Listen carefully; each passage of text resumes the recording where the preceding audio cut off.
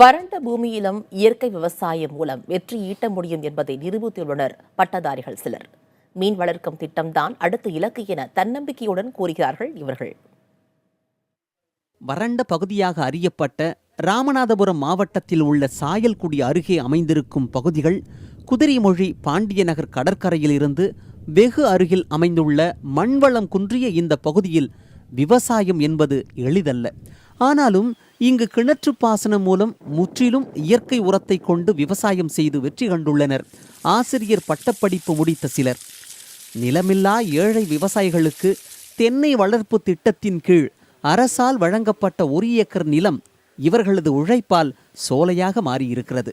நாங்கள் இங்கே ஒருங்கிணைந்த பண்ணையை வச்சு நடத்திக்கிட்டு இருக்கோம்.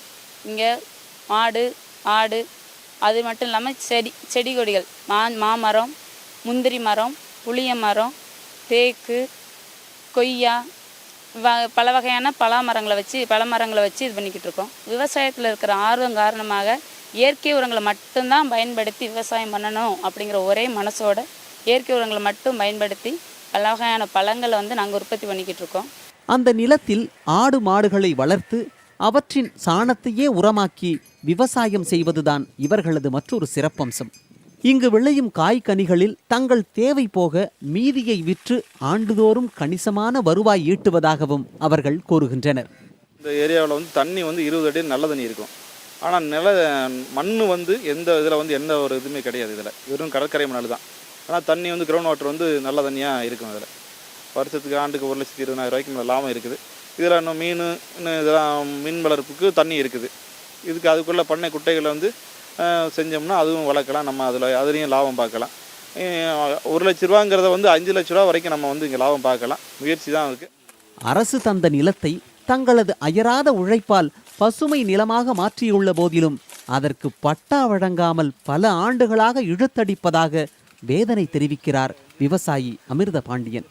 தென்னை அபிவிருத்தி திட்டங்கிற ஒரு புதிய திட்டத்தை கொண்டு அந்த திட்டத்தின் வாயிலாக ஒவ்வொருவருக்கும் 4.5 ஏக்கர்லேருந்து 4.75 வரைக்கும் இடம் கொடுத்து எங்கள் தந்தையார் காலத்தில் இந்த இடங்கள் வழங்கப்பட்டது 1972.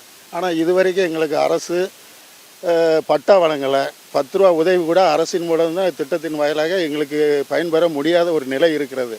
காரணம் பட்டா இல்லைங்கிற ஒரு குறை.